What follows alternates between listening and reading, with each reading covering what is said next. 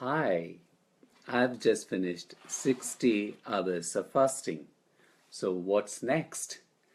And you might ask, why did I even fast for 60 hours when I could have started eating pretty much 24 hours later? As I spoke to you in one of my previous videos, the way I assess whether my fasting is effective is by using ketone sticks. So these are urine ketone sticks. So when you pee on them, if the color is beige, which is literally zero, that means the kidney isn't producing ketones, which would be the normal state when you are not fasting. And then as you keep fasting and you test on your urine stick, it turns pink. When it turns pink, you know that kidney is excreting ketones and you can pretty much start eating. But in my case, I really waited to see if actually kidney throws off more ketones if you continue to fast longer. And the truth is, yes, it does. Look at this. So when I started, there was nothing. And after 60 hours, can you see it's almost pinkish purple? So from zero, I've come up to 40, it's 40 micrograms per deciliter. It really doesn't matter if you're not interested in these measurements. But what I'm saying is, the longer you fast, the greater the amounts of ketones that are produced. But again, be sure that actually any amount of ketone that's being produced in the blood thrown out by the kidney is medically not considered a very good thing, because it can result in ketoacidosis, which can be dangerous in people who are diabetic. So if you are fasting, you have to do it under supervision. And for me, I really needed to gain the confidence that actually I can fast for longer than 24 hours. Initially, when I started fasting, I didn't think I could fast for 24 hours because I was all the time thinking about food and believed that actually eating is very important. Of course, eating is important as much as fasting is also important. And now that I've gained the confidence that actually I can fast for now 60 hours. Okay, what next? The next, to maintain this ketogenic status, which is good because you can keep your insulin sensitive, your metabolic rate goes up, is not to eat carbohydrates that are refined. You can eat as much vegetables as you like. Not so much root vegetables, I would say sweet potatoes, but lots of vegetables. If you eat animal protein, then you can have animal proteins, which are good. You can have cheese. And what I'm going to do is, when I'm going to break my fast, I'm actually going to be eating nuts. I love nuts because they're crunchy and it gives you that satisfaction. Talking about satisfaction, see, that's another important thing why I feel fasting is good.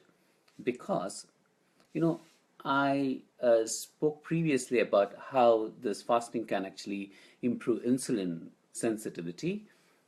Fasting also positively impacts on another hormone, which is called leptin.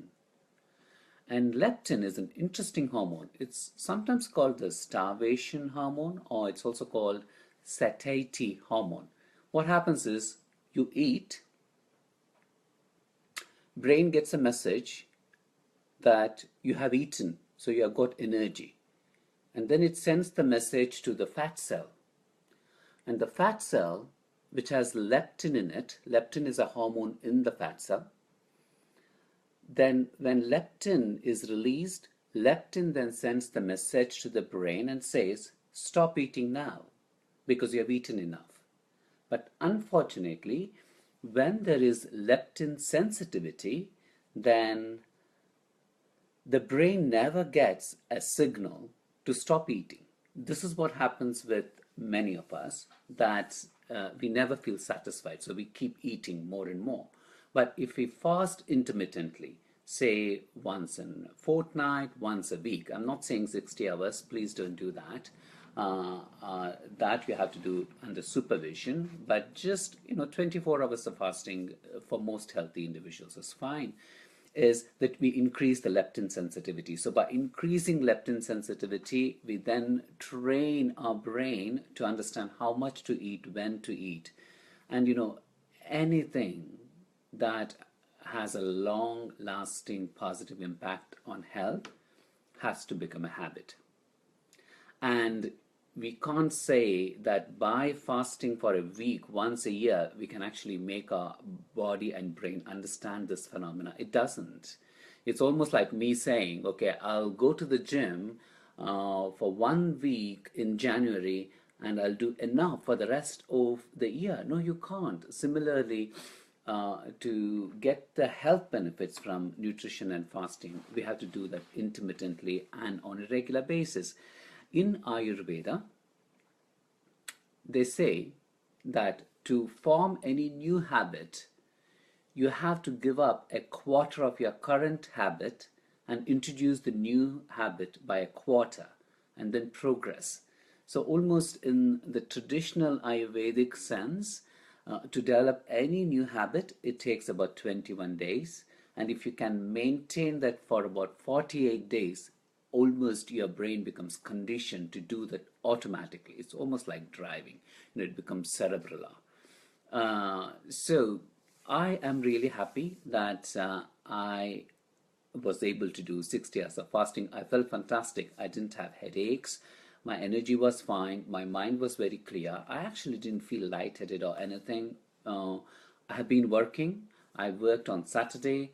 And it's such a nice thing to wake up Sunday morning feeling great instead of having a hangover. Not that I have had hangovers, but so this is something for all of us to consider. So thanks for watching and being with me on this journey of 60 hours of fasting.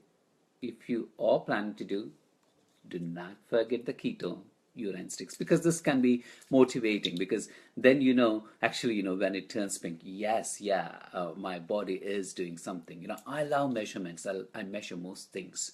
I think that must be a research mind that's within me, but it's great. So thank you so much. Have a lovely Sunday. Thanks for watching.